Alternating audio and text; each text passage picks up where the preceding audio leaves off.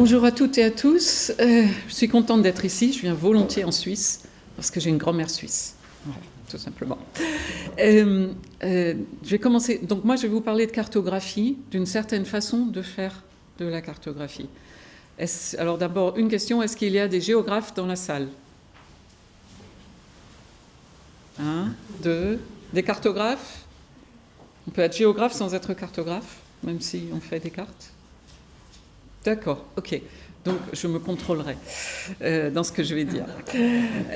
Donc, moi, je ne suis pas géographe. Je suis à la rigueur contre-cartographe et ce terme n'est pas une dénomination officielle. Je parle assez fort pour les personnes au fond de la salle. Je suis historienne et germaniste. Et comme j'ai commencé mes recherches universitaires en travaillant sur le concept d'ingénierie sociale, dans sa conception de l'entre-deux-guerres, ce n'est pas exactement la même définition qu'on nous donne aujourd'hui. À l'époque, c'était l'idée que la marche de la société, le pilotage de la société devait aussi être confié à la société civile et pas seulement aux expertes et experts et pas seulement aux politiciennes et politiciens. Donc, mon premier livre, L'ingénierie sociale d'Otto Neurath, en fait, c'est ma thèse de civilisation germanique. Otto Neurath, c'est un philosophe du cercle de Vienne, dont la mission sur Terre, moi j'en ai une, lui il en avait une autre, c'était implémenter la conception scientifique du monde chez tout le monde. C'est-à-dire tout le monde devait avoir une approche philosophique de la vie, mais par le truchement des sciences dures, de la physique. Donc c'est ça l'empirisme logique. Il dit tout simplement la philosophie c'est très bien, mais toute la façon dont nous on pense le monde, on le conçoit, c'est une question de langage. Donc logique, le langage. Révisons-le, parce que ça embarque de la tradition, ça embarque de la métaphysique et on n'en a peut-être pas besoin. Donc pour ça il développe des outils. Et l'outil qu'il développe, là vous avez les petits personnages ici en haut. Ça marche? Oui, ça marche. C'est l'isotype. Donc un mode de représentation de statistiques par des petits pictogrammes, des petits symboles qui ressemblent à l'objet qu'ils représentent. Pourquoi? Parce que la statistique, les données cartographiques aussi, on n'y a pas accès, c'est confisqué.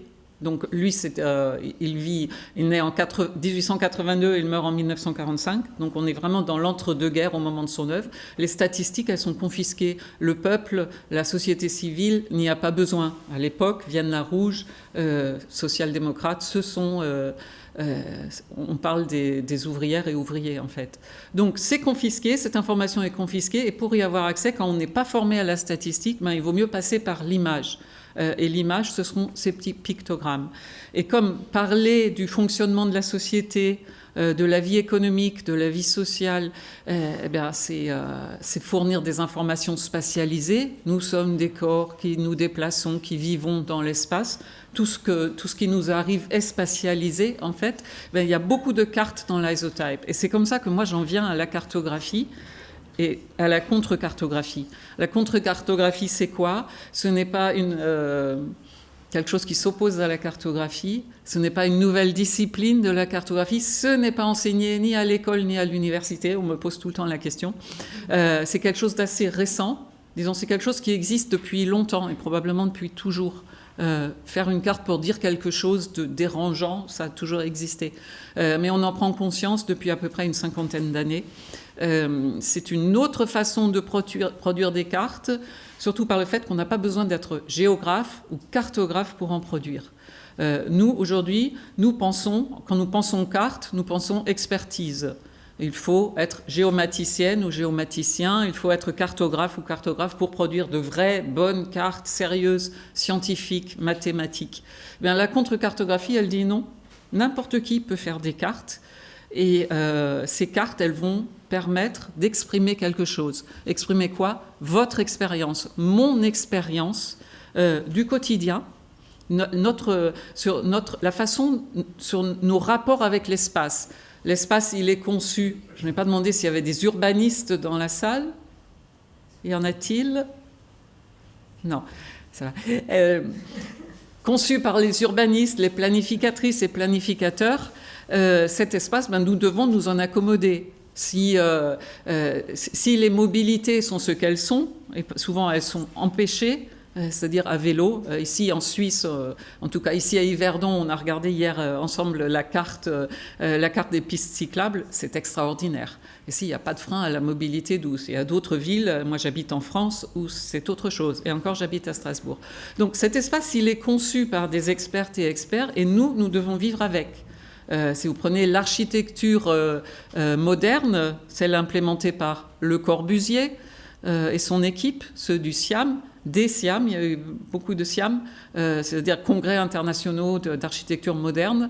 On a une conception de l'espace qui veut qu'on a des fonctions, fonction travail, fonction emploi, fonction habité, fonction loisir, fonction consommation, et tout ça c'est connecté par des voies de transport. Et qu'est-ce que ça a provoqué, cette planification qui s'est implémentée après la Deuxième Guerre mondiale? Eh bien, ça a empêché... ça a eu plein de conséquences, mais en premier, ça empêche la vie naturelle d'une ville, c'est-à-dire la vie où les activités sont différenciées, où il y a une coprésence de personnes qui pratiquent différentes activités. C'est-à-dire, on ne part pas tous au travail en même temps, on ne part pas tous faire nos courses en même temps, on ne part pas tous, on ne rentre pas toutes et tous chez nous le soir. Donc, et c'est ce que, par exemple, une urbaniste, Jane Jacobs, appelle les yeux de la ville, les yeux légitimes de la ville. Eh ben, c'est ce regard produit par la coprésence de beaucoup de types de personnes différentes, d'activités différentes en ville. Et ça garantissait quoi? La sécurité des villes. Il y avait toujours des yeux pour regarder ce qui se passait. Si tout le monde fait la même chose en même temps, vous aurez des moments d'absence. Pensez aux zones pavillonnaires, aux zones de location sociale, les bars d'immeubles des années 50 en France. Eh bien, il y a un certain type de population qui reste et l'autre part travailler. Dans l'esprit de Le Corbusier, la famille, c'est quoi? C'est la famille nucléaire avec le père qui garantit la subsistance, qui part au travail, qui rentre le soir et pendant ce temps, madame s'est occupée du foyer. Ces immeubles sont construits de cette façon. Ils sont construits en référence à l'homme blanc, mâle, de 1,83 m. Pour Le Corbusier, la référence de l'être humain, c'est 1,83 m. Voilà, le modulor, c'est ça, 1,83 m. Voilà, bon, ce serait un autre sujet d'intervention. Mais voilà, tout ça pour dire l'espace dans lequel nous vivons, auquel nous devons nous adapter, il a été conçu par d'autres et par d'autres avec une autre idéologie peut-être que la nôtre. Cet espace, nous allons le forger aussi. Mais de quel outil disposons-nous pour le forger? La contre-cartographie, elle dit « Commençons par prendre conscience de cette spatialité. Ensuite, utilisons l'outil cartographique pour le représenter. » Et celles et ceux qui resteront à l'atelier cet après-midi, vous verrez combien il est facile de faire une carte et tout ce qu'elle peut apporter comme information. Parce que nous sommes toutes et tous dépositaires d'informations sur notre vie, des informations qui n'intéressent personne. Ou alors certains groupes qui pourraient éventuellement la marchandiser. Il faut savoir qu'avec ces petites choses-là, nous sommes géolocalisés en permanence. Ces données sont précieuses, ces données sont marchandes. Nous n'en avons strictement aucune conscience. Notre espace physique, notre espace mental et virtuel aussi. Quand nous voyageons sur le net, tout ceci génère de la donnée. Ces données sont géolocalisées. Nous n'avons aucune emprise sur ce qui se passe aujourd'hui. Donc tout ça, la contre-cartographie, elle propose de se le réapproprier, de dire on va produire de l'information, c'est la nôtre, celle qui n'intéresse personne, parce que c'est subjectif, parce que ça ne semble pas important, ou alors celle qui gêne, ça peut être une information gênante. Quand dans une petite ville, j'étais à Prades dans les Pyrénées le mois dernier, les habitantes et habitants ont fait des cartes, mais qu'est-ce qu'elles montrent? Que les mesures municipales ne sont pas suffisantes pour prévenir les îlots de chaleur, par exemple. Un problème qu'on n'a peut-être pas ici, mais dans le sud, c'est crucial. Et quand vous avez 40 degrés dans le centre-ville, vous aimeriez des aménagements qui ne sont pas forcément faits ou bien faits. Voilà, donc ce sont des données sensibles. La contre-cartographie, elle va permettre de les mettre en œuvre. Donc j'ai écrit Cartographie radicale il y a un moment déjà, en 2021. Et c'était le premier livre en français sur l'épistémologie de la cartographie. Alors l'épistémologie, c'est la façon dont est construite la connaissance. Ça n'existait pas encore, donc c'était un ouvrage théorique. Après, j'ai édité une traduction de This is not an Atlas, qui a aussi été nouveau comme publication, qui propose des exemples de contre-cartographie à travers le monde. Il faut savoir qu'on fait de la contre-cartographie partout, beaucoup en Amérique du Sud. Historiquement, c'est comme ça. On verra un exemple. Et donc j'ai traduit ce livre en français et je l'ai adapté un peu avec des nouvelles contributions au français. Il est épuisé, n'essayez pas de l'acheter. Il est très bien parce que ce sont les groupes qui font les cartes qui présentent leur démarche. Vous le trouverez en ligne. Si vous saisissez édition du commun, ceci n'est pas un atlas, vous avez tout en ligne. Donc ça, c'était l'objectif, c'est l'objectif des petites éditions du commun, qui est une maison d'édition alternative. Ensuite, j'ai publié pour un spatio-féminisme. Pourquoi ? Parce que en faisant de la contre-cartographie, je me rendais bien compte qu'on mobilisait toutes les théories de la connaissance féministe, c'est-à-dire les théories du point de vue situé, tout ce qui concerne la subjectivité, la phénoménologie féministe. Tout ça, c'est dans la contre-cartographie et on ne s'en rend pas forcément compte. Et bien sûr, en tant que féministe, depuis toujours, je pense, cette spatialité de nos vies, on se rend compte très vite quand on travaille sur le sujet, nos pratiques de l'espace sont genrées, très genrées. Et c'est nous qui, en pratiquant l'espace, par exemple en prenant notre vélo pour nous déplacer, selon que nous sommes une femme ou un homme, socialisés en tant que femme ou en tant qu'homme, nous aurons d'autres moyens de déplacement, d'autres durées de déplacement, d'autres raisons de déplacement. Et tout ça, ça mérite vraiment questionnement. Voilà. Donc, moi, je vais vous parler des cartes. Je pense que vous avez toutes et tous plein d'idées sur ce qu'est une carte et probablement des représentations très homogènes de ce qu'est la carte, une image du monde. Je pense que tout le monde est d'accord avec ça. Et moi, je vais vous montrer que c'est beaucoup plus compliqué que ça et qu'il y a des failles dans lesquelles on peut s'immiscer pour changer cette image. Alors, une carte, c'est par exemple ça. Les riches heures du duc de Berry, ça vous dit peut-être quelque chose. C'est un livre de prières du XVe siècle fait par les frères Limbourg, dans lequel on trouve ce plan de Rome.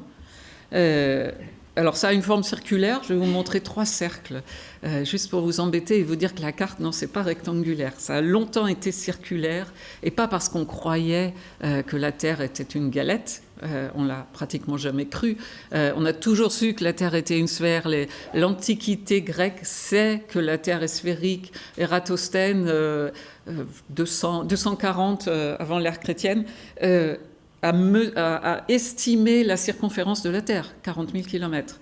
On sait tout ça. On manque encore d'outils, on manque d'exploration, de moyens d'exploration. Le monde grec, il se situe entre les îles Canaries et la Chine, c'est quand même déjà pas mal. On sait qu'il y a l'équateur, on sait qu'il y a des zones de climat, mais on n'a pas de boussole, par exemple. Le nord, le pôle Nord, orienter les cartes au nord, ça ne veut pas dire grand-chose pour la plupart des gens. Ptolémée, 2e siècle avant Jésus-Christ, lui, il oriente au nord. C'est un hasard, après c'est repris. Ici, on est orienté à l'est. C'est la carte de Rome, vous avez le Capitole, j'imagine que c'est ça.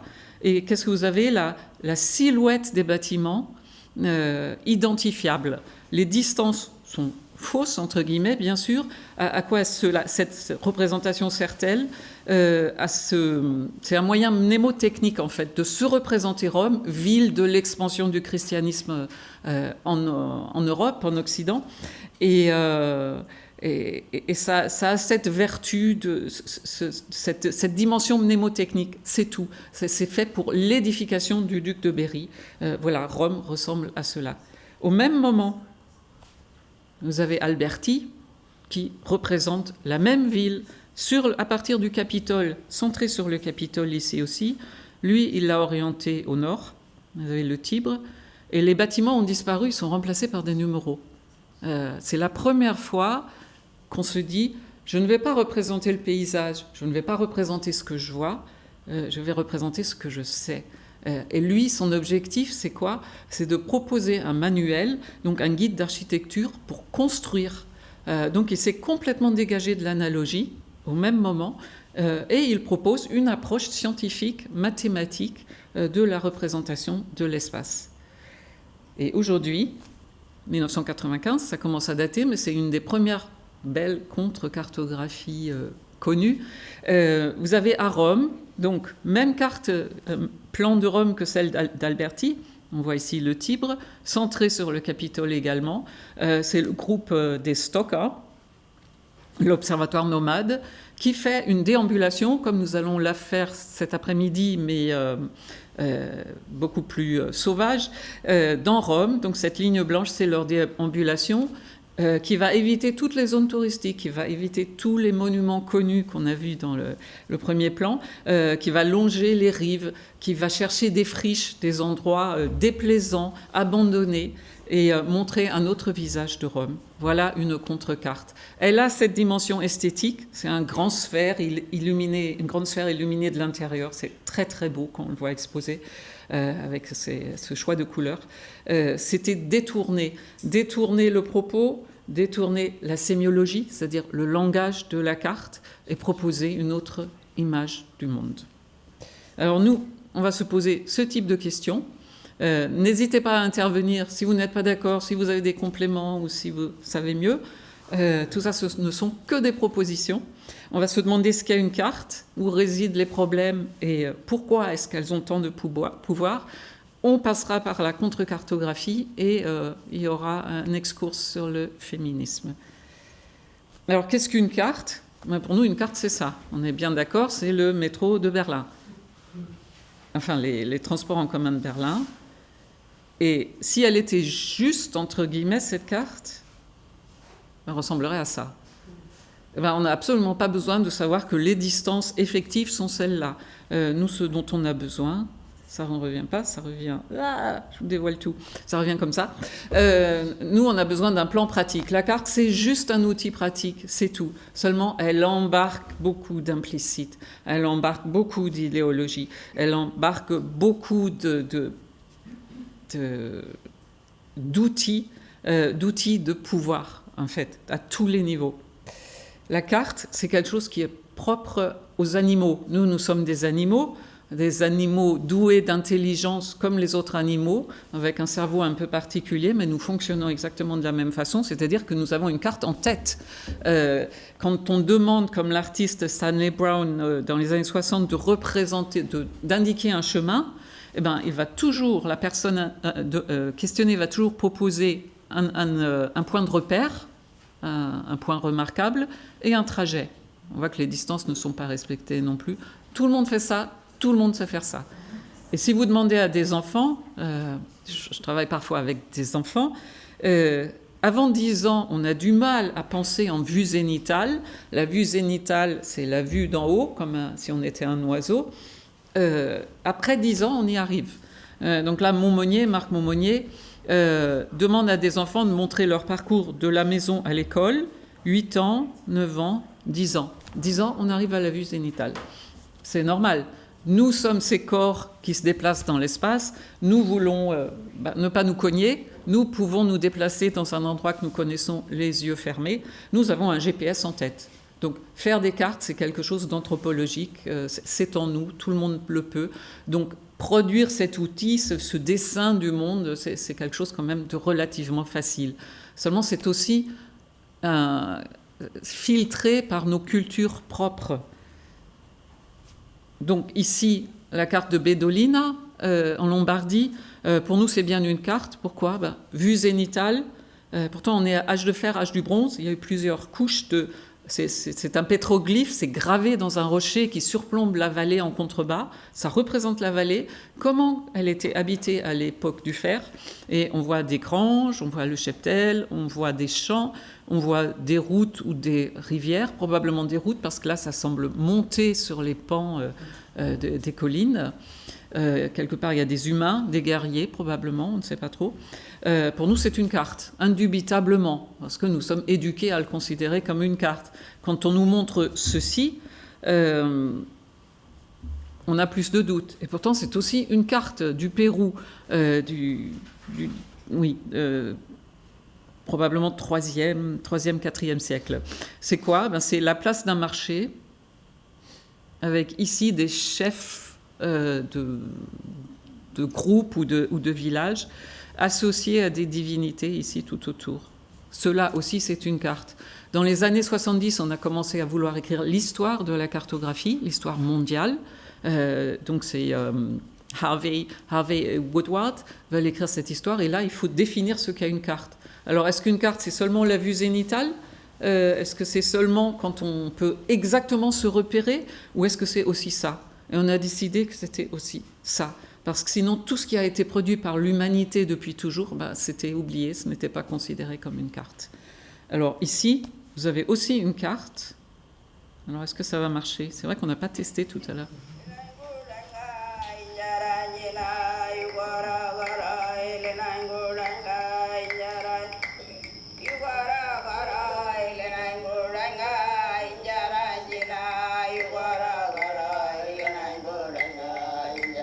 Voilà, mais ça aussi c'est une carte.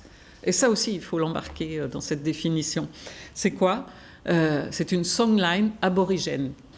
Alors, une songline, c'est un mythe chanté qui raconte l'histoire des premières déesses et dieux qui parcouraient le continent australien en créant les montagnes, en créant les lacs, en créant la végétation, parfois armés d'un bâton, et ici il y aura un bosquet, etc. Et en le chantant, on peut reparcourir le continent australien. Donc ces songlines, pour nous, on a tellement de mal à nous dire que ce sont des cartes que les artistes aborigènes ont commencé à en faire des tableaux. Et là, chaque symbole représente un élément du paysage. Donc, nous sommes conditionnés par nos cultures. Ici, vous serez d'accord, c'est une carte, on retrouve la forme circulaire. 8e siècle, Liébena, un moine espagnol qui fait une carte thé dans l'eau, donc l'eau, le thé, typique du Moyen-Âge chrétien en Occident. Elle est orientée, donc quand on dit une carte orientée, ça veut dire ce qui est en haut, c'est une certaine direction. Elle est orientée à l'est. Pourquoi? Pour mettre le paradis en haut. Ceci est le paradis avec ces rivières qui se croisent. Mettre Jérusalem au centre, bien sûr, centre de la chrétienté. On se rapproche un peu du plan des riches sœurs du duc de Berry. Ici, l'Europe. C'est une vision du monde, de la science de l'époque. La science, elle est chrétienne. La chrétienté domine la construction de la connaissance à ce moment-là en Europe. Et on va se représenter le monde connu, on ne connaît pas les Amériques, selon la Bible.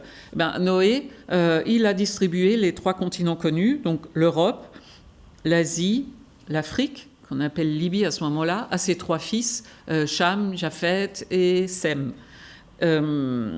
On connaît l'Afrique, on n'est jamais allé jusqu'au bout. Au sud de l'Afrique, ce sont les antipodes, là où on est sur la tête, et là, les êtres humains sont un peu bizarres. Ils ont un œil sur le ventre, ou un seul pied, ou marchent sur la tête. Voilà, on imagine beaucoup. Mais ça représente l'état de la science à ce moment-là.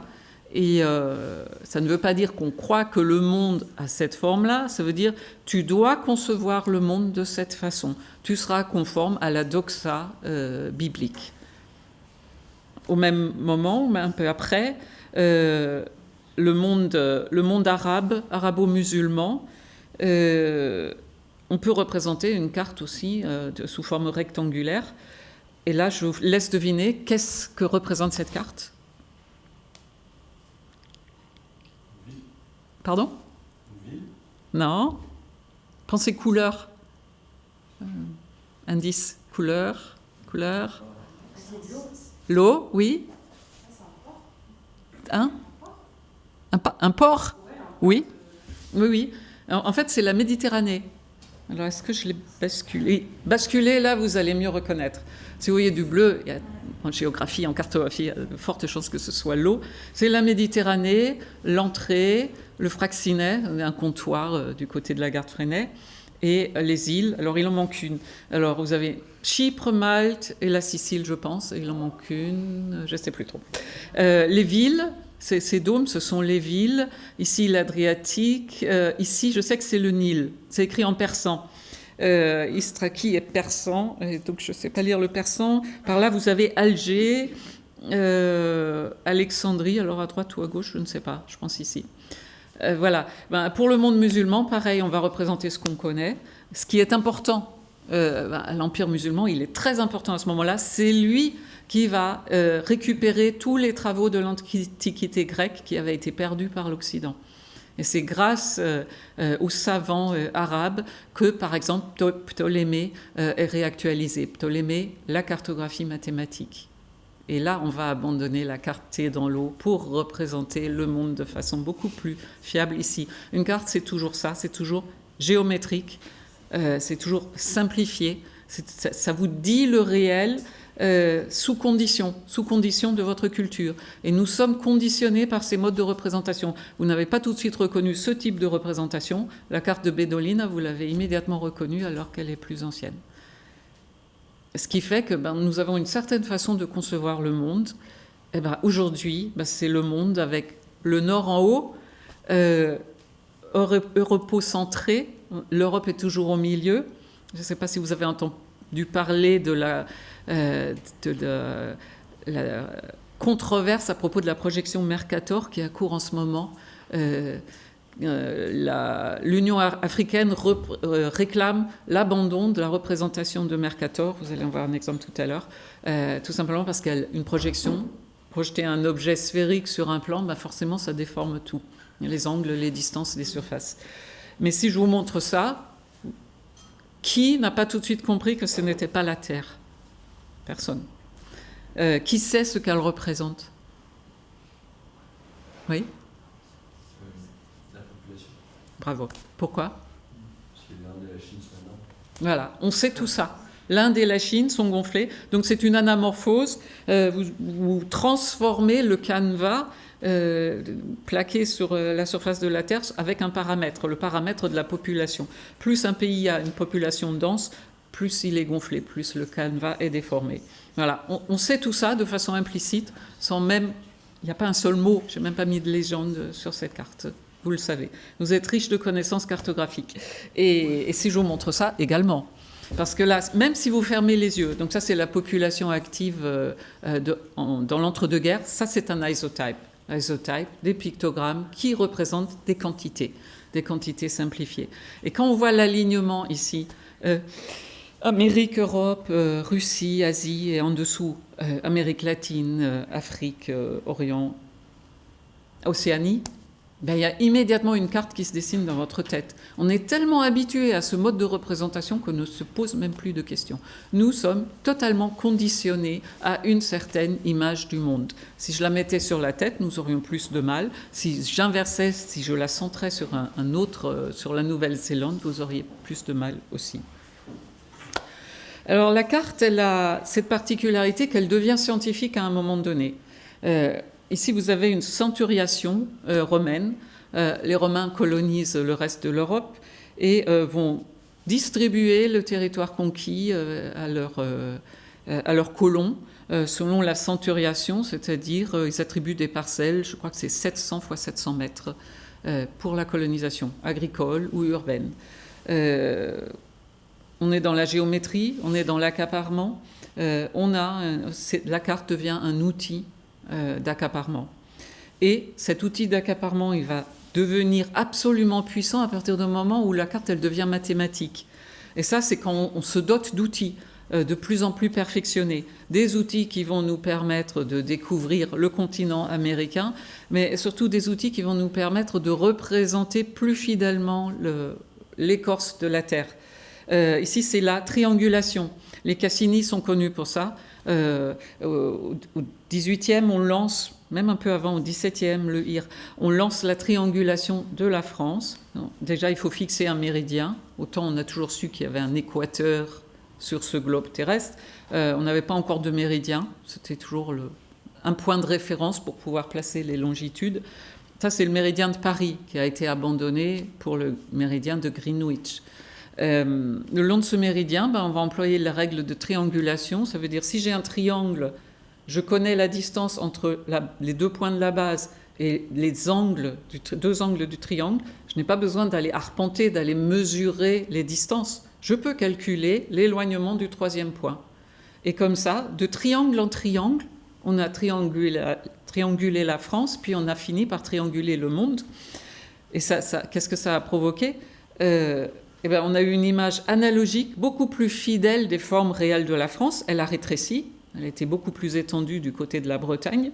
Et à partir de ce moment, la carte, elle doit être mathématique pour être considérée comme une bonne carte. Elle est scientifique, on peut s'y fier, ce n'est pas de la spéculation. Et depuis, la carte, c'est ça. Ça va nous permettre quoi ? Là, vous avez une carte OpenStreetMap, dont on ne pourrait pas faire grand-chose, c'est Chicago, mais ça va nous permettre ceci. Ça va nous permettre d'analyser le territoire. Et dès les années 25, vous avez Burgess aux États-Unis qui va lire sur la carte la façon dont se développent les villes, et il va en conclure des règles. On va chercher, puisqu'on est des scientifiques, on refuse toute subjectivité, on peut tout calculer, on peut déterminer des lois. Et bien là, c'est les lois d'expansion des populations qui arrivent à Chicago, qui d'abord vont s'installer dans le centre, où elles trouvent du travail, et au fur et à mesure qu'elles s'intègrent dans la société, elles vont se déménager pour des quartiers de plus en plus aisés. Voilà. Et depuis... Là, on est en 25, mais depuis, l'analyse spatiale propre à la géographie, ce qu'on attend de la géographie, ce sera ça. Ce sera découvrir des lois de notre fonctionnement à partir de la carte.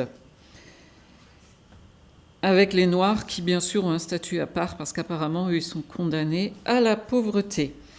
Ça soulève, bien sûr, des problèmes. Alors, le premier problème, projection Mercator. Donc, Mercator, un savant XVIe siècle, qui, lui, fait une projection cylindrique. Donc, on a cette sphère qu'on veut projeter sur un plan. Il va falloir trouver un système mathématique pour pouvoir le faire de façon cohérente. Lui, il projette tout ça sur un cylindre. Qu'est-ce que ça fait ? Si vous appliquez la projection Mercator à ce personnage, ça va donner ça. Donc, on a le Groenland aussi grand que l'Afrique. Il faut savoir que le Groenland, il est 14 fois plus petit que l'Afrique. C'est pour ça que l'Union africaine, elle dit stop, arrêtez avec ça. L'Afrique est beaucoup, beaucoup plus grande. Là, vous avez la projection que réclamée, c'est la projection Equal Earth. Voilà les proportions des surfaces. Ici, on peut naviguer en ligne droite. Ici, on ne peut plus trop, mais au moins, les surfaces sont respectées. Cette projection, elle va pouvoir... alors, vous avez des centaines de projections différentes. Selon l'usage que vous avez, selon ce que vous voulez montrer du monde, vous utiliserez une autre projection. Ici, vous avez un océanographe, Spielhaus, qui, lui, utilise une double projection sur les 2 pôles. Vous avez ici le pôle sud, le pôle nord. Pourquoi ? Pour montrer qu'en fait, on est baigné par le même océan, par la même mer. Et ça, c'est une carte qui a beaucoup plu aux écologistes, parce qu'elle montrait que si vous polluez à droite, ça polluera à gauche. Elle a beaucoup intéressé aussi les stratèges militaires, parce qu'il faut savoir où est votre ennemi et où vous allez placer votre base de sous-marins nucléaires. Et c'est une carte mathématique. Elle nous perturbe, mais elle est mathématiquement juste. Voilà, nous sommes habitués à cette image mathématique du monde. À partir de là, on peut absolument tout faire. Et ce qui nous environne, c'est maîtrisable parce que c'est conceptualisé, parce que c'est théorique. Autre problème, il y a beaucoup de problèmes, je vous en montre juste quelques-uns. 1854, épidémie de choléra à Londres. C'est un médecin, John Snow, qui va essayer de comprendre pourquoi il y a cette épidémie de choléra et on n'en comprend pas la source. Et Montmonier montre, donc un théoricien de la carto, montre que Snow, il va faire des catégories. Et selon la façon dont il va découper le plan de Londres, il trouvera ou ne trouvera pas que la source de la contamination, c'est cette pompe, c'était l'époque des pompes publiques, dans Broad Street, et il va demander à ce qu'on la ferme, et l'épidémie va s'arrêter. Et Montmonier dit, s'il avait découpé sa population, enfin le plan de Londres autrement, il n'aurait jamais trouvé que c'est ici que se situe la source du problème, là où il y a cette unique pompe. Donc le découpage va déterminer l'information que vous allez produire. Et moi qui ne suis pas du tout cartographe, non formée à la cartographie, je me suis intéressée à ce qu'on appelle la discrétisation en statistique. La discrétisation, c'est tout simplement le découpage en classes d'une base de données.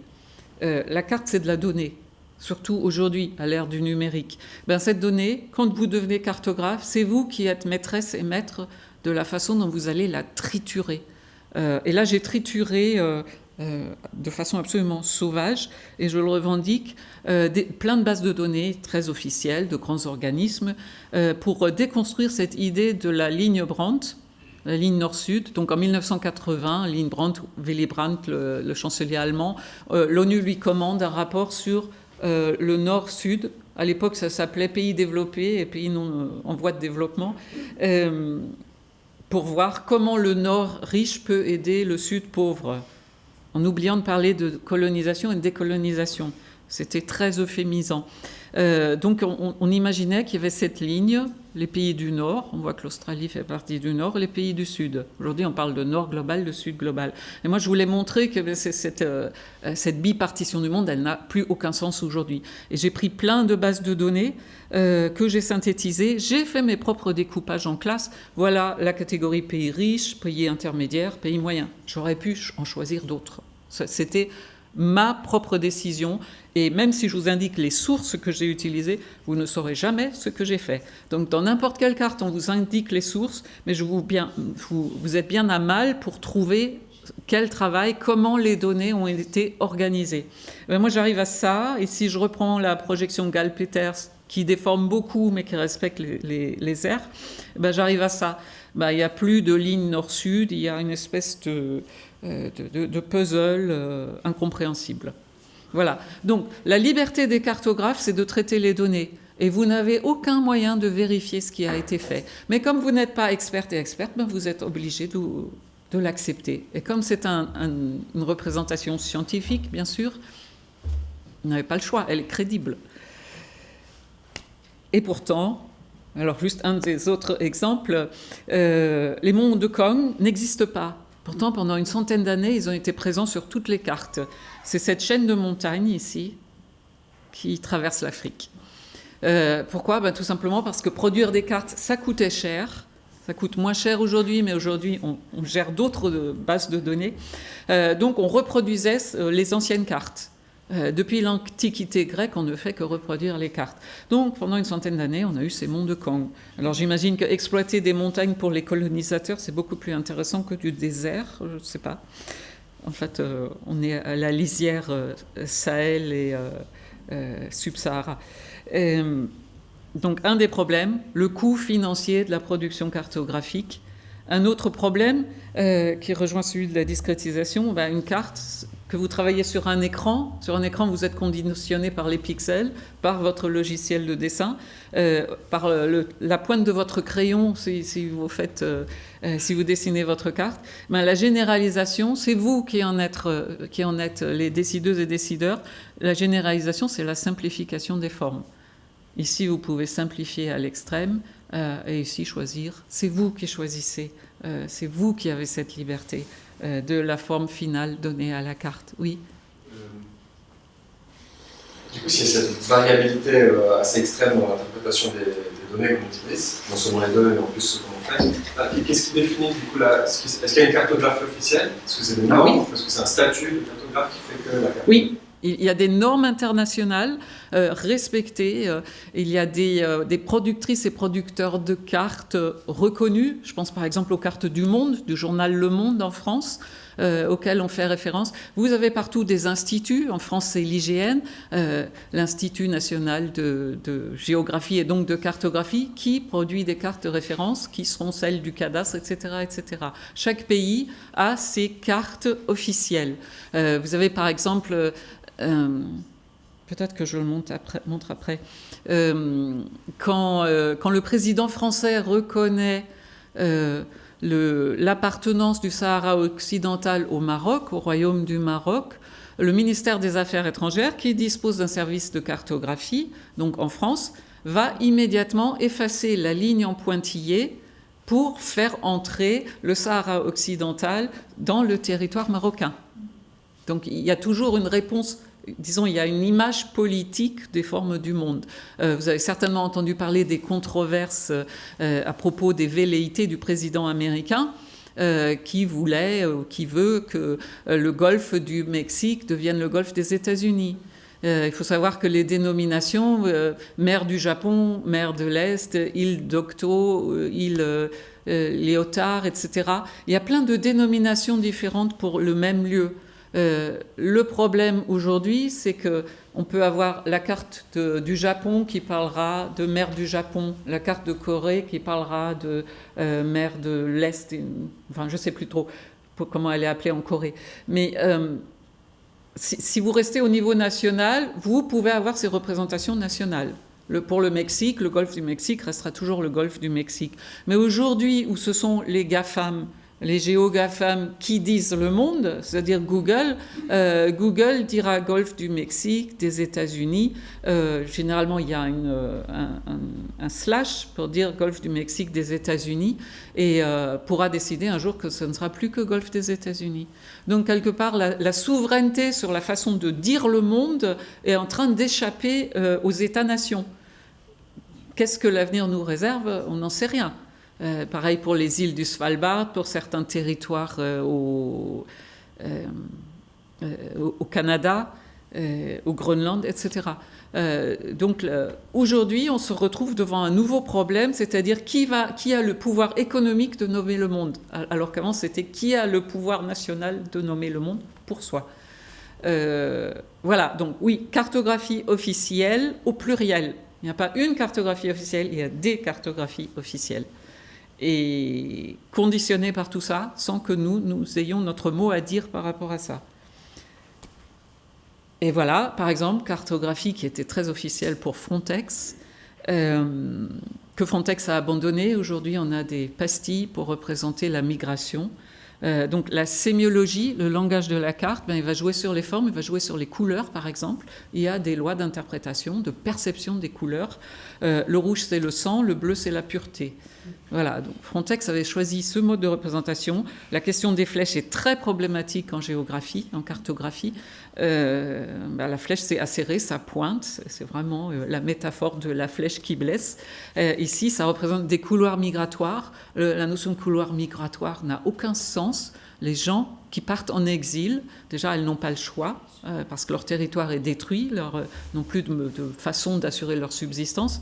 Et elles mettent des années, elles font des allers-retours, elles mettent des années à bouger. Il ne suffit pas, comme ici, on a beaucoup migré. Moi, je suis d'origine allemande aussi. Toute ma famille est partie aux États-Unis parce que c'était des gens qui mouraient de faim. Ils sont partis coloniser le territoire des Indiens. On a traversé l'océan et puis c'est tout. Aujourd'hui, c'est beaucoup plus compliqué. Donc, ces personnes migrent pendant des années. Ce ne sont pas des menaces. Il n'y a pas de raison de représenter des couloirs de cette façon. Alors, par comparaison, on peut choisir de le représenter à la façon isotype, justement. C'est de dire, là, c'est l'immigration dans les années 30. Un être humain est un être humain. Tout le monde se ressemble. C'est le même pictogramme, la même silhouette pour représenter n'importe qui. Ça va dans tous les sens, la migration. On est toutes descendantes et descendants de personnes qui ont migré, même si ce n'est que intra-européen, on a migré. On migre encore aujourd'hui, nous avons les bons passeports et les bons portefeuilles. Nous pouvons aller acheter un pied-à-terre au Maroc, sans problème, ou en Grèce. Si on peut s'acheter une carte, une green card, une blue card ou une golden card, je ne sais pas, on peut le faire. Donc nous pouvons migrer et nos enfants migreront. Et pour nous, c'est un atout. Si vous habitez au fond de l'Afrique aussi. Donc vous migrez dans tous les sens. Donc ça, c'est un isotype typique. Vous avez une barre médiane qui vous permet de faire la balance. Qui entre dans un pays, qui en sort. Et vous avez par exemple les États-Unis, bien sûr, années 30, grosse migration vers les États-Unis. Très peu ont quitté les États-Unis. Donc sur l'eau, bleu, les vagues bleues, sur terre, ocre. L'isotype, c'est peut-être le summum de la représentation graphique dans son design, dans sa simplicité. Il faut qu'on puisse le lire en trois regards. C'est un travail énorme de conceptualisation et de design qui a été fait par une petite équipe autour de Otto Neurath dans les années 30. Donc à vous de savoir comment vous voulez représenter le monde, comme Frontex ou comme l'isotype. Voilà. Donc à vous de choisir. Alors bien sûr, nous on est très confortable, on se dit nous on connaît les formes de la Terre. Hein. Depuis qu'Apollo nous a envoyé les photos du Earthrise, du lever de terre et de la bille bleue, la Terre ça ressemble à ça. C'est Google qui nous dit ça. Mais c'est pas du tout ça en fait. Voilà une image scientifique de la Terre, mais en fait c'est des captations par des satellites, c'est des images grises, on les assemble, des mosaïques, et après on les colorise pour que ça ressemble à ça, pour que le désert devienne jaune et la forêt verte et la Terre bleue. Et puis en fait, la Terre, c'est vraiment une bille bleue, elle ressemble plutôt à ça. Seulement nous on préfère l'autre image parce que là on peut pas en faire grand chose. La Terre elle est couverte d'un manteau de nuages qui bouge. Voilà. Et tout ça pour en venir au pouvoir que ces images tellement triturées détiennent. À force d'être baigné dans ces représentations du monde, mais aussi, je sais pas, je pense que vous ici en Suisse, la silhouette de la Suisse, ça vous dit quelque chose? Ça fait vibrer votre cœur très fort? Comme l'hymne national? Comme le drapeau? Pour les gens en France, l'Hexagone, bien sûr, tout le monde, c'est un lieu de mémoire en fait. Ça embarque toute l'histoire, toute la culture française. Donc c'est bien sûr utilisé dans toutes les propagandes et dans toutes les manipulations.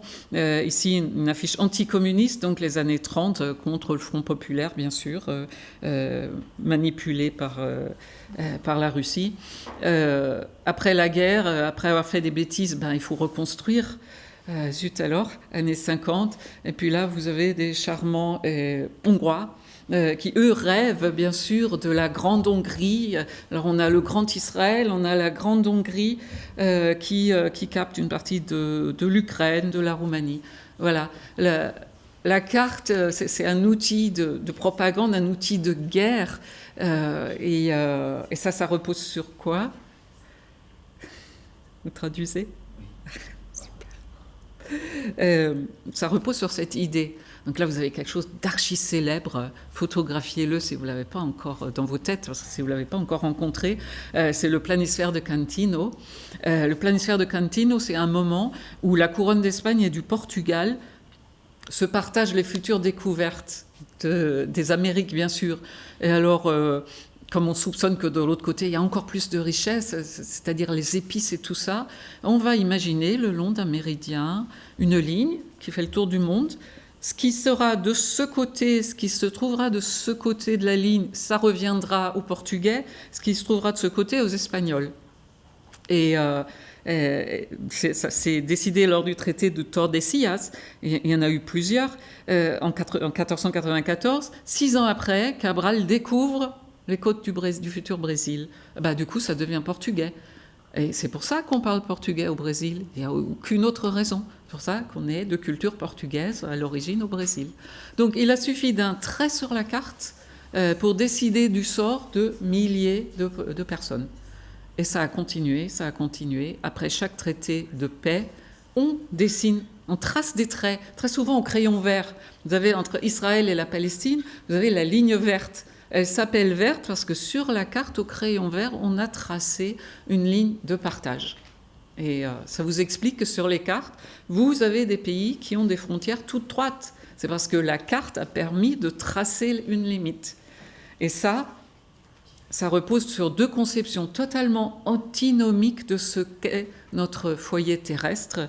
Ici, vous pensez en termes de territoire, en termes cartographiques de gâteaux à découper et à se répartir. Et après les traités de paix, il y en a d'innombrables, c'est ce qu'on fait. je te donne ce morceau, tu as de meilleurs arguments pour prendre celui-là, qu'elle soit ethnique, religieuse, historique. Et on trace des traits sur la carte et après on va s'arranger. Ici, vous avez le Premier ministre israélien devant l'ONU en 23 qui présente la carte du Grand Israël. Gaza a disparu, la Cisjordanie a disparu. À côté, ben voilà, le Sahara occidental. En fait, concrètement, sur le terrain, vous avez un mur de sable. On est dans un monde en ce moment où les murs émergent. Partout, on construit des murs, qu'ils soient en béton, en fer, qu'ils soient flottants, qu'ils soient comme ici, en sable. Vous êtes au milieu du désert.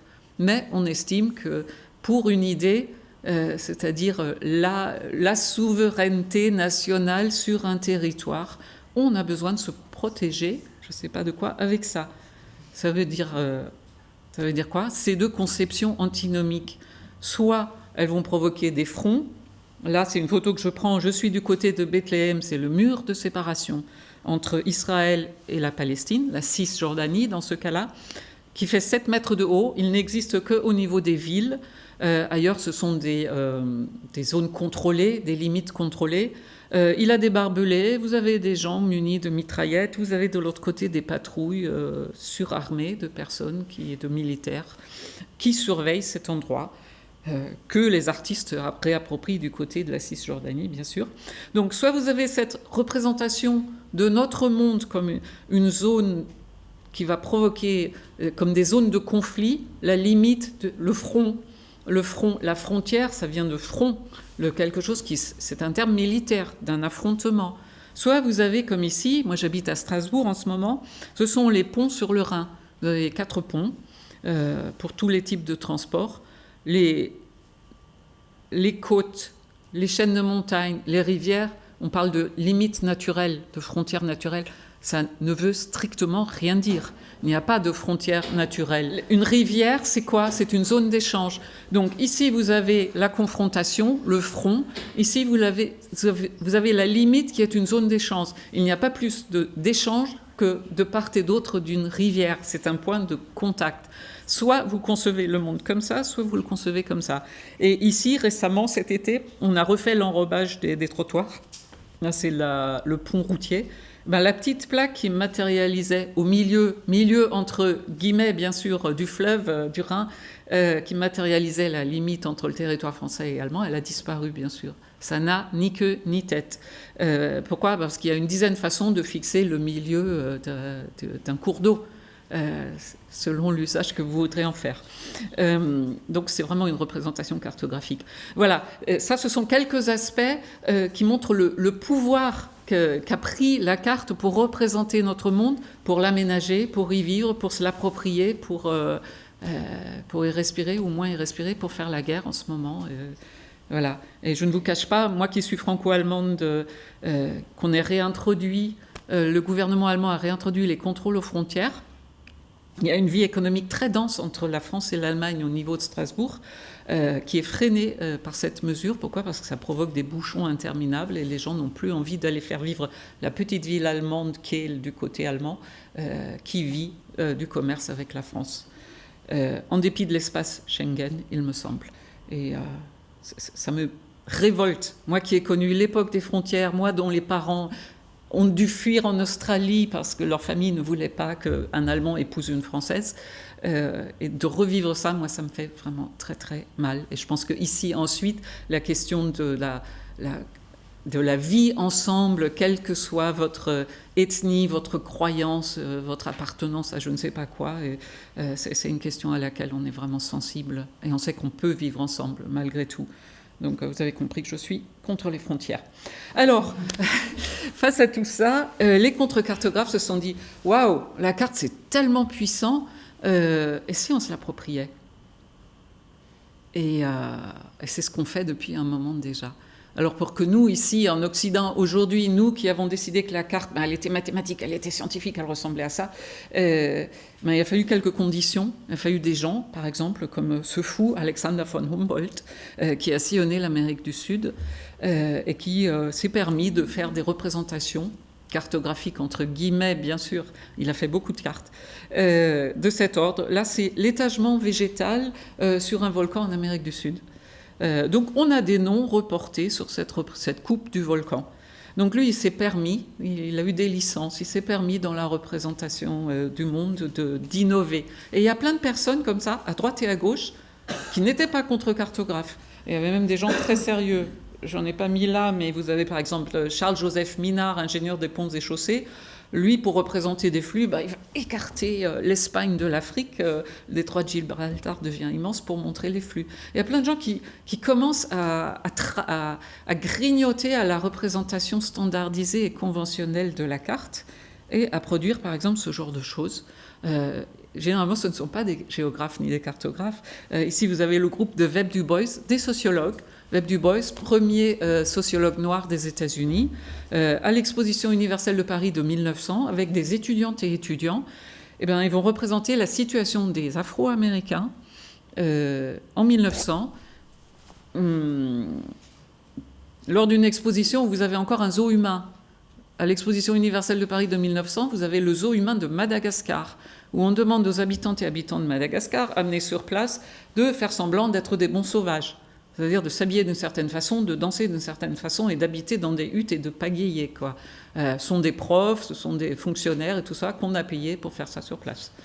Eh bien, eux apportent un autre message. Non, la population afro-américaine, les Noirs, ils sont instruits. Ici, certains habitent en ville, d'autres dans les villages, d'autres à la campagne, et inventent, comme ils ne sont pas formatés par la représentation cartographique, des formes de représentation de l'espace. Ici, la spirale, c'est super pratique.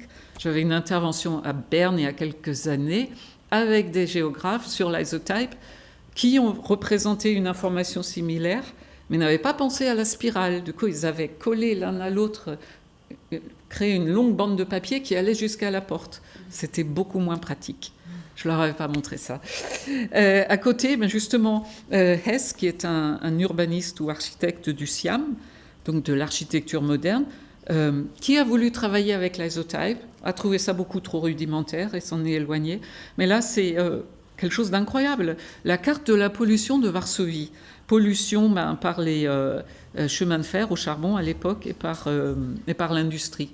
Donc les quartiers résidentiels avec des nuages de pollution qui viennent partout. Il y a des gens à droite et à gauche qui ont inventé des formes de représentation cartographique ou de l'espace original.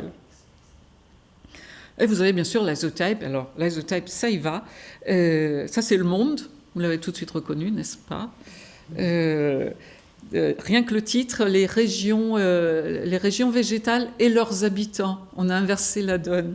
Vous avez ici les zones polaires.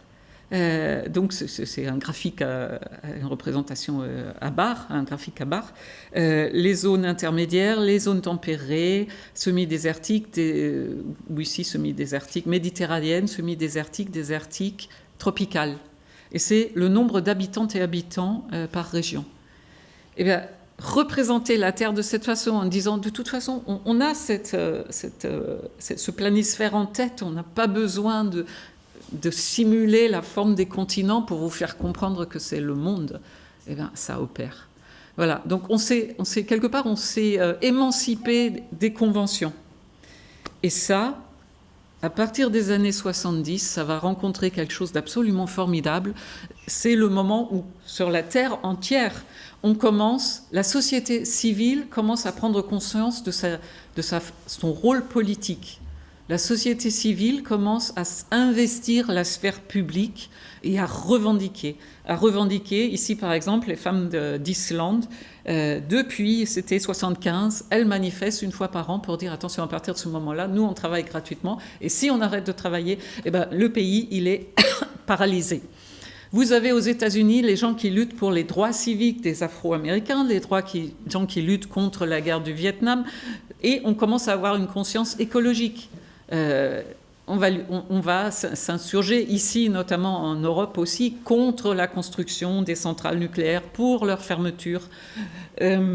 Du côté sud, vous avez les sans-terre qui vont revendiquer leurs droits, donc leur droit à l'espace, etc., etc.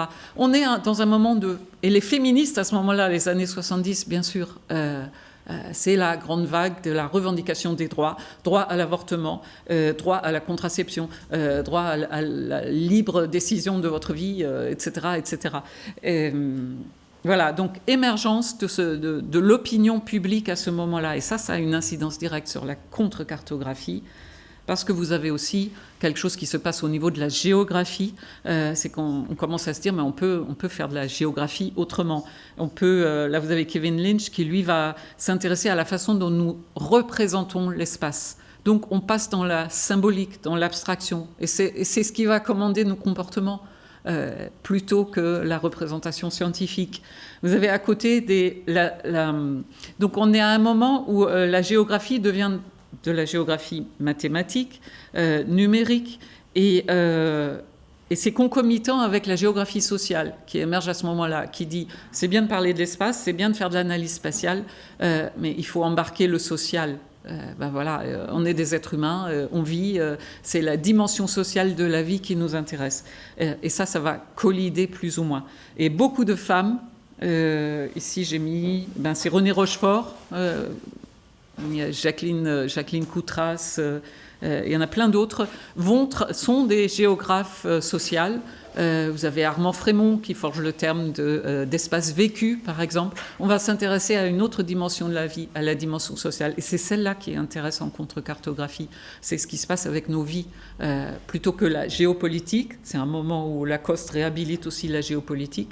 Mais savoir combien il y aura de morts dans cet affrontement et quelles sont les forces militaires en présence, c'est peut-être moins intéressant que de savoir ce que ça fait aux individus. Et à côté, vous avez Henri Lefebvre, sociologue, qui lui forge le droit à la ville, mais aussi d'espace perçu, conçu, représenté. Et ça change complètement la donne de la géographie. Et il y a beaucoup de discussions à ce moment-là sur ce que doit être la géographie. Et je crois qu'on en discute encore aujourd'hui. D'ailleurs, en 26, on va lancer un grand colloque à la Sorbonne pour traiter de ces questions, de savoir ce que fait la contre-cartographie va faire à nos représentations en géographie. Vous avez des gens qui s'intéressent à je suis bavarde, justement à la façon dont on perçoit les représentations sur la carte. Vous avez Bertin qui, lui, s'intéresse aux effets des figurés, comment faire des cartes, de bonnes cartes ou de bons graphiques. Il appelle ça la graphique, donc sémiologie graphique qui importe encore aujourd'hui. Je le vois dans les évaluations de différentes publications. Donc les règles de la représentation. À côté, vous avez Brunet qui, lui, à partir des formes qu'il détermine sur la carte, invente la chorématique, qui est, là, ça c'est une référence à la banane bleue qu'il a détectée sur la carte, c'est-à-dire une zone d'investissement qui traverserait l'Europe et qui va croiser un axe du désinvestissement. On lit les cartes pour faire de la planification, encore et toujours aujourd'hui. Donc ça a bougé dans tous les sens. On a réinventé la sémiologie et les formes de représentation. Et tout ça, ça va converger dans quelque chose qui est les premières traces de la contre-cartographie. Donc là, on est aux États-Unis, à Détroit, le DGUI, Detroit Geographical and Expedition Institute, lancé par une jeune activiste noire, Gwendolyn Warren, et le grand William Bunge, un théoricien de la géographie, qui se dit géographe critique. Donc vous avez une notion de géographie critique, géographie radicale, qu'aujourd'hui on subsume, on résume dans le terme de contre-cartographie. Eux partent à explorer le quartier de Fitzgerald et pour voir où en est cette population afro-américaine. Et là, c'est les endroits où jouent les enfants noirs. Fitzgerald est un quartier noir. Ils n'ont pas de jardin, ils n'ont pas de parc. Ils jouent dans la rue, ils jouent dans les escaliers, ils sont exposés aux accidents, etc., etc. Et vous avez plein de cartes comme ça, peut-être moches, pas scientifiques. C'est le relevé d'un petit groupe d'étudiantes et d'étudiants, mais ô combien puissante. Ça arrive en Europe, ça vous dit peut-être quelque chose, Notre-Dame-des-Landes, la ZAD, zone à défendre de Notre-Dame-des-Landes, où on a réussi à détourner un projet de construction d'un aéroport. Et à un moment, les gens qui habitent sur place, qui ont construit des cabanes, se disent on va se représenter. Se projeter sur la carte, c'est se faire exister. Si vous n'êtes pas sur la carte, vous n'existez pas. Je vais vous montrer un autre exemple. Donc, carte très moche et pas scientifique du tout, mais qui vous dit « Ah, il y a des gens qui existent ici et qui font des choses ». États-Unis, à nouveau, AEMP, Anti-Eviction Mapping Project. En France, on découvre le fait que Airbnb, ça détruit notre droit à la ville, justement, à habiter, même à l'habitat. Là où il y a de la location touristique, les gens doivent partir parce que les prix augmentent, les prix des loyers augmentent.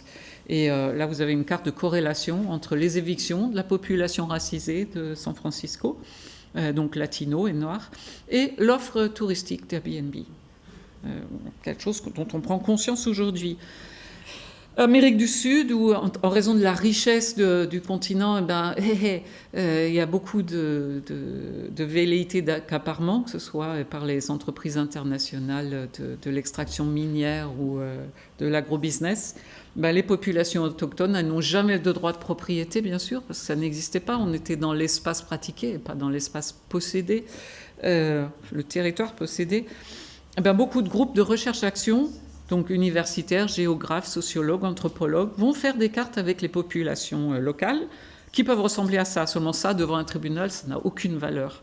Donc on va apprendre aux gens à se servir de GPS, à géolocaliser, pour après faire des cartes conventionnelles. Et c'est elles qui, devant les tribunaux, peuvent obtenir des aménagements. N'obtiennent jamais de droit de propriété, bien sûr, sinon collectif, mais des droits d'usage. Ça va servir à ça. La contre-cartographie, elle est aussi utilisée par les ONG. Ici, vous êtes au Kenya. C'est un outil à double tranchant. C'est de la carto, donc c'est puissant.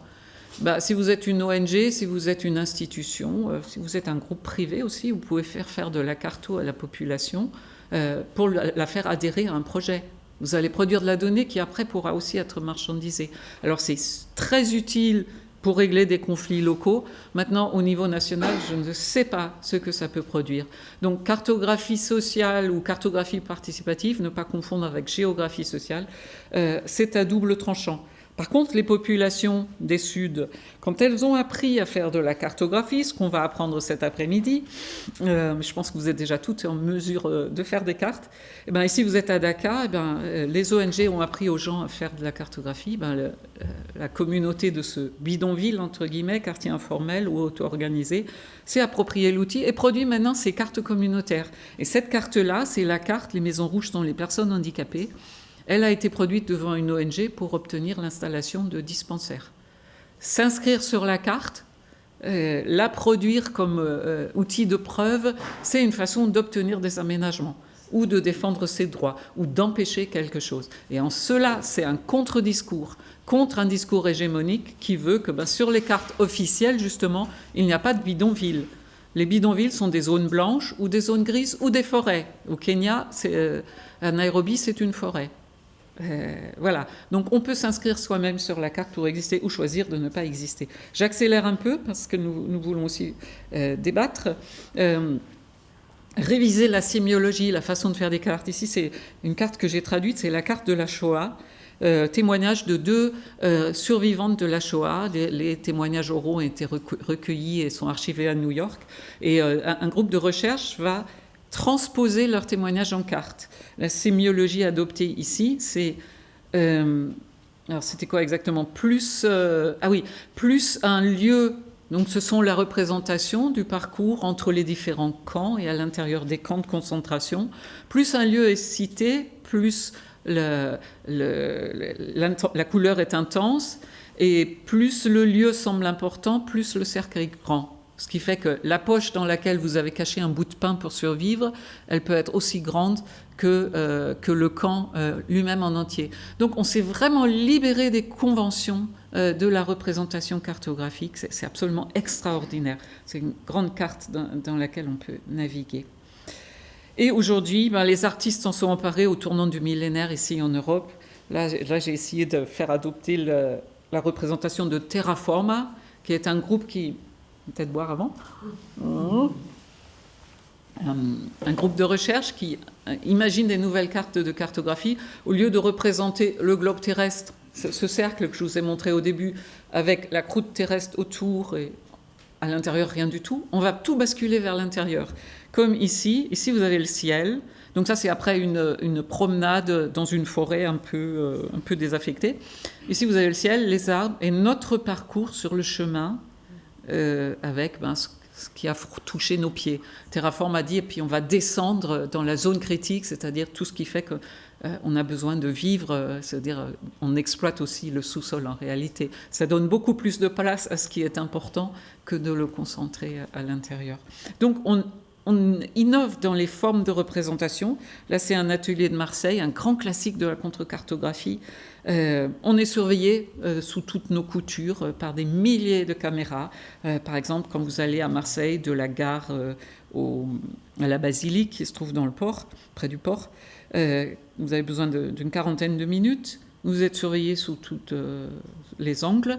Et ce groupe, avec ses portables, il y a des applis à chercher la route de moindre surveillance. On a seulement 9 caméras et propose, c'était juste après le corona, d'ouvrir un parapluie ou de porter un masque pour ne pas être identifié. On peut ne pas vouloir être identifié, c'est une de nos libertés premières quand même. Voilà, grand classique, j'accélère un petit peu. La contre-cartographie, elle va embarquer notre subjectivité, notre sensibilité. Et quand les gens font des cartes biographiques, là c'est le cas, là c'est un formateur au développement à Bruxelles qui fait la carte de son parcours. Il vient du Congo, c'est ça. Il est en Belgique, donc il dit un pays, un continent, allez, dans l'esprit des gens, ça a la même taille. On va tout réduire. Voilà, et on va laisser cette liberté aux gens. Pourquoi ? Parce qu'ils vont exprimer construire des connaissances qui n'existent nulle part ailleurs. Et je vous invite à le faire, c'est extrêmement bienfaisant de faire sa propre carte biographique. Et là, des collectifs, donc je fais beaucoup d'ateliers collectifs. Ici, une exploration du port de Rouen, du Havre d'ailleurs, pas Rouen, avec un groupe de Rouen.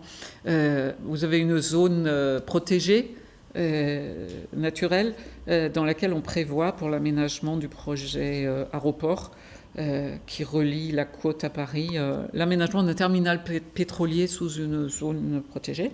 C'est une idée extraordinaire. Donc le groupe a choisi cette forme percutante. La contre-carte, il faut qu'elle percute. C'est presque une affiche. Elle a cette dimension subversive, si elle veut. À côté, ça c'était les îlots de chaleur dans une petite ville des Pyrénées, dont je parlais tout à l'heure. Énormément d'îlots de chaleur dans une toute petite ville. Pourquoi est-ce qu'on ne fait rien ? Les mobilités douces, gros problème dans certaines villes en France où il n'y a pas d'infrastructure pour les vélos. Ça peut être catastrophique. Voilà, ça ressemble à ça, les contrecartes. Ici, un atelier à Athènes, justement Airbnb. Athènes, avec son redressement économique, a vendu une grande part de son foncier à des investisseurs étrangers. Donc un des groupes lors de ces ateliers est parti repérer la location saisonnière touristique dans certaines rues du centre d'Athènes. Donc Exarchia, c'est un quartier du centre. 50% des immeubles ont été vendus à des investissements pour de la location saisonnière touristique. Et ça se reconnaît à ça, c'est-à-dire complètement vide. La petite place d'Exarchia où se retrouvaient les gens dans ce quartier considéré comme un quartier de méchants rebelles et méchantes rebelles, on a rasé tous les arbres pour construire une station de métro. Parce que bien sûr, les touristes ont besoin d'une station de métro, mais pas d'une place où se promener le soir avec son chien et ses enfants. D'ailleurs, j'ai plus vu d'enfants à Exarchia, puisque les gens ne peuvent plus se payer les loyers.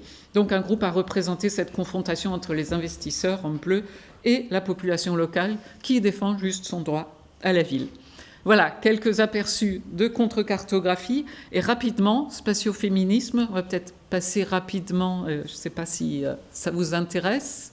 J'imagine que oui. Oui, merci.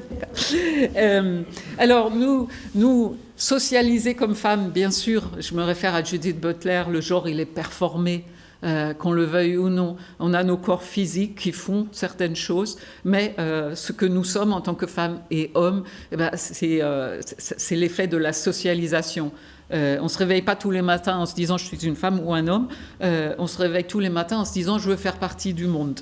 Or, ce monde, il a ses règles qui parfois sont très, très problématiques. La bipartition, ça permet quoi ? Ça permet de simplifier le monde. Oui, il y a les hommes, il y a les femmes, il y a les blancs, il y a les noirs, il y a les riches, il y a les pauvres, il y a ceux qui pensent comme ci et ceux qui pensent comme ça. Ce n'est que ça. Ben, c'est pareil pour le genre. Le genre, alors je vous renvoie à Françoise Héritier, elle dit ben, il y a une bivalence des sexes, c'est-à-dire tout ce qui sera négatif sera rapproché au féminin, le sensible, le subjectif, l'irrationnel, et historiquement, tout ce qui était rationnel, qui était de l'ordre de la construction de la connaissance et de la construction de la connaissance géographique, ben, c'est masculin. Voilà. Et on en est encore et toujours là. Et c'est contre cela que les féministes se révoltent. Et moi, j'ai conçu le terme de spatioféminisme pour dire embarquons cette idée de la spatialité de nos vies pour avoir encore plus d'arguments. Embarquons la cartographie et vous verrez, déjà, on va prendre conscience de cette spatialité. Tout ce qu'on fait, c'est dans l'espace et pour certaines raisons qui nous dépassent complètement. C'est plein d'impensés. Et faisons des cartes. Nos représentations, si vous êtes socialisé comme femme, j'étais assise comme ça, je suis socialisée comme femme. Si j'étais un homme dans les transports en commun, je ferais du manspreading. Et je vous invite à ouvrir les yeux quand vous êtes dans les transports en commun. C'est ça, il n'y a aucune raison physiologique à s'asseoir comme ça. Seulement, l'homme conçoit son corps comme mobile, quand il a une autre motilité. Oui, moi, j'ai besoin d'espace. Et je m'étale. J'occupe l'espace. La colonisation, c'est occuper l'espace. Ça se passe au local et ça se passe au global. Et ça, c'est une photo que je prends en montant dans le tram à Strasbourg, en me disant à mon éditeur, j'ai pas de photo pour illustrer ça. Attendez, je prends le tram à Strasbourg tout à l'heure. Elle a plein de bouteilles et plein de courses sur ses genoux. Les cours d'école, on s'est rendu compte qu'en végétalisant les cours d'école, les jeux genrés arrêtés. Les jeux genrés, ils s'instaurent pourquoi ? Tout simplement parce que les garçons ont cette représentation de leur faculté physique. Il y a Iris Marion Young qui écrit un article « Throwing like a girl », lancer la balle comme une fille, ça sera comme ça, et pas comme ça. Les femmes occupent moins d'espace, elles sont conditionnées à occuper moins d'espace. Dans les cours d'école, s'il y a un terrain de jeu au milieu de balles, ce sera occupé par 80% des élèves, c'est-à-dire des garçons ou des filles, il y en a quelques-unes, mais elles sont exceptionnelles, qui ont cette représentation de leur corps et qui ont besoin de bouger et qui ont besoin d'occuper l'espace. Généralement, les petites filles, ça je l'ai observé le mois dernier en faisant un atelier dans les Vosges lors du FIG, elles sont debout et elles regardent. Et plus elles avancent en âge, et plus elles sont statiques en fait. Les filles bougent autrement, se déplacent autrement, se déplacent pour d'autres raisons. Ici, vous avez les femmes africaines qui, elles, ne bénéficient pas de la compression spatio-temporelle, c'est-à-dire le monde est de plus en plus petit puisqu'on se déplace de plus en plus vite. Elles, pas du tout. Elles auront toujours besoin de 2 heures pour aller chercher l'eau au marigot, si possible polluée et si possible en conditions de guerre. Donc, elles sont en charge du care, elles sont toujours en charge du care. Elles le sont majoritairement. Le care, c'est le travail de reproduction qui permet le travail de production dans l'analyse marxiste. Le care, c'est le fait de s'occuper de la famille, du foyer, des enfants, des parents, de se déplacer pour s'occuper des parents, peut-être avec d'autres moyens de transport, qui seront les bus plutôt que la voiture privée, etc. etc. Ce care, il n'est pas rétribué. Ce care, on sait que dans la majorité des pays, il représenterait 1/3 du PIB s'il était valorisé. Quand il est valorisé, c'est parce qu'on a délégué, pour que les femmes puissent travailler, elles vont déléguer le care à des femmes des pays du Sud venues s'occuper de leurs enfants, s'occuper de leurs parents dans les EHPAD, etc., etc. Voilà, donc on est devant un impensé, mais aussi une grande hypocrisie par rapport à la situation réelle de ce que vivent les femmes. Et bien sûr, on leur fait croire que... Alors là, c'est Chantal Akerman qui fait un film sur sa mère, Jeanne Dillman, que je vous invite à voir si vous ne le connaissez pas encore, même s'il est très long. On fait croire aux femmes que le domaine, leur royaume, comme dit Simone de Beauvoir, c'est le domicile privé. Or, l'endroit le plus dangereux pour les femmes, c'est pas la nuit en ville, c'est leur domicile. Voilà, c'est là qu'elles seront tuées ou violentées par leur conjoint ou ex-conjoint. Donc on est devant des aberrations par rapport à la situation. Et alors la devinette, ceci est une carte OpenStreetMap. Alors OpenStreetMap, plateforme collaborative de cartographie, vous en avez peut-être fait, celles et ceux qui ont touché à la géographie ou sont géographes. OpenStreetMap, n'importe qui peut contribuer. Moi j'ai aidé à cartographier Madagascar sans jamais y avoir mis les pieds. Et je pense que j'ai fait beaucoup de bêtises, mais c'est contrôlé après, puisque ce sont des laïcs, des amatrices et amateurs qui contribuent. Alors, plus la zone est dense, plus il y a d'informations. La carte est déjà ancienne, j'espère que ça a un petit peu évolué. Plus il y a d'informations fournies. Alors, pourquoi est-ce que ce sont les pays riches de l'OCDE qui fournissent le plus d'informations géographiques, à votre avis?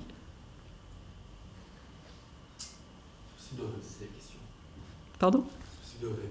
Pourquoi est-ce que ce sont les pays riches qui construisent de la connaissance géographique et pas les pays pauvres? Oui.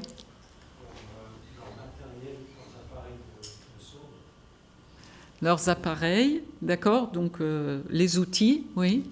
C'est des outils qu'ils ont eux-mêmes mis en place. Oui, aussi, oui. Par intérêt économique? Oui, aussi, bien sûr, bien sûr. Bah, tout ça, c'est juste. Alors, si on l'applique maintenant à la deuxième question, à votre avis, combien de femmes ont renseigné cette carte en pourcentage? Bon, je fais des grimaces, donc vous en déduisez que c'est catastrophique. Alors, on n'a pas de données genrées, et c'est ça le drame de la cartographie en général, mais de toutes les données statistiques, économiques et sociales, il y en a très peu de genrées. On essaye, les grands organismes essayent aujourd'hui d'avoir des données par genre, mais ça va se limiter à 4 critères. On n'a pas de données genrées sur les contributions OpenStreetMap, mais on estime que c'est entre 5 à 10% de femmes qui renseignent OpenStreetMap. Alors pourquoi est-ce que dans les mêmes pays pourvus des outils et avec les mêmes intérêts économiques, les femmes ne s'autorisent pas à dire le monde? Voilà. Donc, catastrophe. Les raisons, elles sont très simples. Déjà, nous sommes dans un bain culturel genré. Là, c'est Vienne, avant-gardiste en matière d'égalité, héritage de Vienne-la-Rouge, d'égalité de genre. Les rues en rouge attribuées à des personnages historiques féminins, en bleu attribuées à des personnages historiques masculins. Dans la plupart des villes, c'est pire que ça. Hein. Voilà. Donc, on est dans ce bain. Ah oui, après, il y a une autre. L'architecture fonctionnelle, une ville historique au Bagne, donc c'est Chantal Decmine qui fait ces cartes, je les ai exprès collées pour montrer, elles sont à la même échelle, architecture moderne. Ici, vous avez l'architecture fonctionnelle qui séquence votre vie par fonction, donc c'est là qu'on aura certains déserts, et là vous avez la ville historique avec ses yeux légitimes de la rue qui font que là vous serez en sécurité. Il y aura toujours quelqu'un pour voir s'il y a une agression, pour intervenir, qui aura d'autres intérêts que ici où vous serez dans des villes mortes, tout simplement. Donc ça, c'est questionné aujourd'hui, bien sûr, avec une dimension marchande qui s'empare de la question de l'urbanisation et de la planification. Donc, autre raison. L'économique. L'économique, ça, c'est un cylindre spatio-temporel que j'ai interprété et que j'ai piqué à Thorsten Hegerstrand, qui est un géographe du temps. En géographie, représenter le temps, ce n'est pas simple. Et lui, il imagine ce genre de carte. Alors là, vous avez une carte reproduite ici, et ici vous avez une journée, vous avez les heures de la journée qui permettent de matérialiser les déplacements. Donc j'ai imaginé Léa et Luc qui ont 2 enfants, c'est inspiré de ma vie personnelle, même si j'ai plus d'enfants que ça, mais j'ai connu cette situation où Luc amène un enfant à l'école, part au travail, se consacre à sa carrière, revient le soir et vient dormir. Pendant ce temps, Léa, cette andouille qui a pris un congé parental, je suis désolée, mais l'andouille c'est moi, va chercher l'enfant à l'école, amener le plus petit enfant à la garderie, faire les courses, s'occuper de l'administratif, les amener le soir aux activités extrascolaires, elle sera épuisée le soir en rentrant, elle aura sacrifié sa carrière, elle aura sacrifié sa retraite, heureusement qu'il y a d'autres façons de faire autrement. Elle aura parcouru plus de distance que Luc. Vous voyez, donc les mobilités des femmes, c'est pas un choix de faire comme ci ou comme ça, c'est qu'elles choisissent par exemple des carrières qui leur permettront d'assurer tout ça, qu'elles renonceront à leur carrière, etc., etc. Quand elles divorceront, comme un couple sur 2, elles le paieront très cher. Voilà, un autre exemple, ça c'était une exploration sur les signes du masculin et du masculinisme à Bruxelles, il y a quelques années, et, avec ces formatrices et formateurs au développement. Donc nous circulons dans Bruxelles et nous nous intéressons à la statuaire. Je vous invite à aller voir la statuaire. Les enseignes sont très parlantes aussi, les odonymes, les noms des rues et des places bien sûr. Et enfin tout ce que vous pouvez saisir. Il y aurait beaucoup à raconter, parfois je le raconte sur cette exploration-là. Alors là, vous avez le roi Albert Ier en airain, qui surmonte une place du centre de Bruxelles, qui fait face à la reine.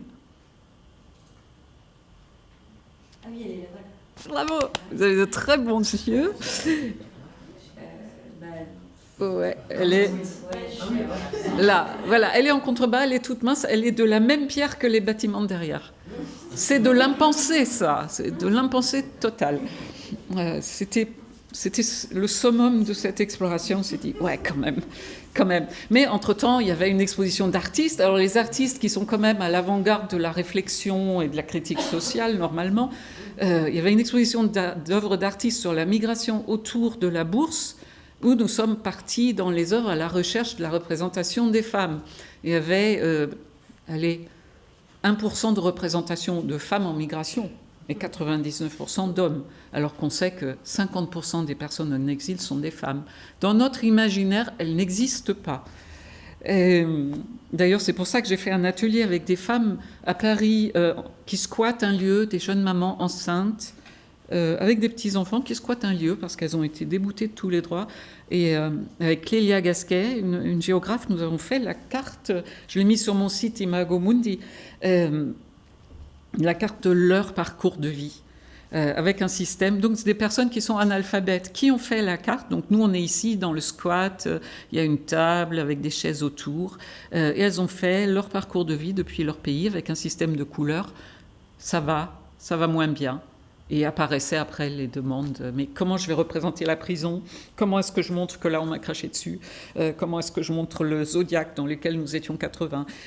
Comment est-ce que je montre le viol? Ça a été terrible ce moment-là aussi.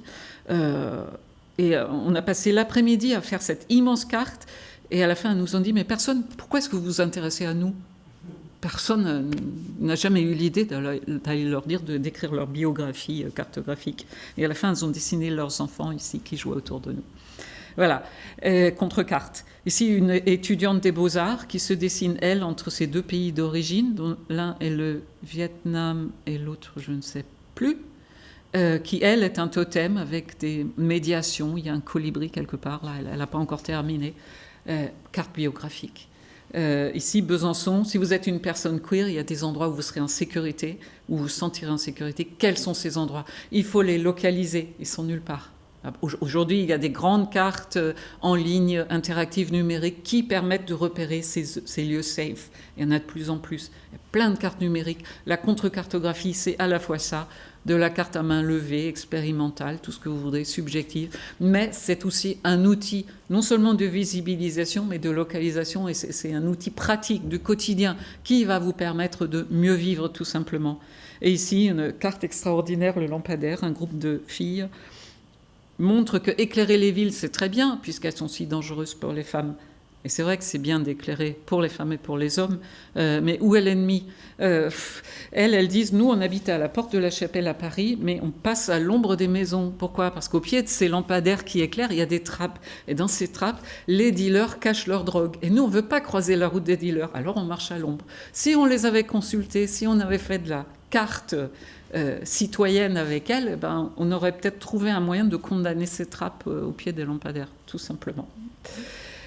Alors, contre-carte, elle est aussi numérique. Ici, Harris Map, partie du Caire. L'espace public, celui dont les yeux ont disparu, l'espace public, il appartient à tout le monde. Et c'est ça qu'il faut comprendre. L'espace public, c'est... On n'y fait pas n'importe quoi. Et Harassmap, c'est une plateforme de signalement des agressions sexistes et sexuelles pour tout le monde, en tant que témoin, en tant que victime, et un accompagnement après. Pour dire quoi? Pour dire, ça s'est passé dans l'espace public, ça nous regarde toutes et tous. Et quand on est témoin d'une agression, nous devons, c'est notre devoir citoyen et citoyen d'intervenir. Le modèle a été dupliqué. Et la dernière carte, ce qui est local est aussi global. Et ça, c'est le groupe Iconoclastistas de Buenos Aires qui montre en Amérique du Sud la pollution due à ces extractions minières et agricoles. Elle a une incidence sur notre santé. Et les féministes ont toujours revendiqué cette idée du le privé est politique, il est public. Ce qui est subjectif, qui relève du corporel, de la corporéité, ça va devenir de l'objectivité forte. Pourquoi ? Parce qu'on parle toutes et tous à partir d'un point de vue. Moi, je vous parle en tant que neptisuaire, grandi en Europe, avec un doctorat machin, etc. Et j'ai une légitimité par mes livres. On parle à partir d'un endroit qui vous donne une légitimité institutionnelle, économique, symbolique, etc. Ce n'est jamais neutre. Il n'existe aucune objectivité en science. Les féministes l'ont toujours dit. Et là, on voit qu'on ne peut pas. Nous existons par nos corps et nous produisons de la connaissance avec nos corps. Et on ne peut pas faire autrement, en fait. Voilà. Et j'ai terminé. Et donc, ce colloque que nous lançons avec la Sorbonne en septembre 2026, ça va être un moment de rencontre entre les gens qui théorisent la cartographie, il y en a beaucoup, et les gens qui la pratiquent. Donc, il y aura des artistes, des élus, des activistes, toutes sortes de publics qui sont appelés à s'écouter. Et ce terme de contre-cartographie, à l'abandonner. Moi, je milite pour ça, pour que tout le monde fasse des cartes. C'est d'ailleurs Bertin, le théoricien de la cartographie, qui dit « un jour, tout le monde fera des cartes ». Mais surtout, ce ne sera pas de la contre-cartographie. C'est juste un outil dont on a toujours disposé. Tout le monde peut dessiner une carte dans le sable avec son doigt. C'est un outil qu'il faut s'approprier. Nous avons le droit de faire des cartes. Elles véhiculent des informations nouvelles, différentes, peut-être gênantes, mais ce n'est pas grave. Mais nous, en tant que citoyennes et citoyens, faisons ces cartes. Et alors, nous ne les appellerons plus que cartes. C'est tout. Je vous remercie.